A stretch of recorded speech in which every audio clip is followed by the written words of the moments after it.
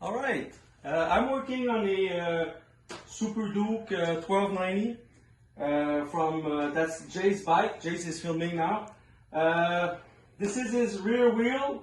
As you can see, the hole in the wheel is quite big. And Rabaconda guys came out with the big up adapter. This is the big up adapter. You have in there two cones. One smaller cone, and when you flip it around, it's a bigger cone, which allow like diameters from 32 millimeters to 68 millimeters.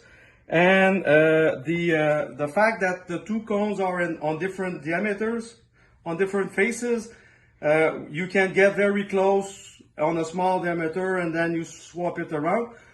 For the Superduke, it fits quite nicely on the big side. So you insert the big side first. You use the bigger cone.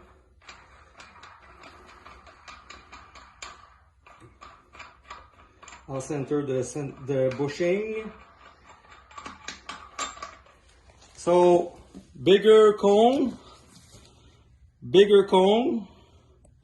and this is ready to be installed on the tire changer. I love that noise.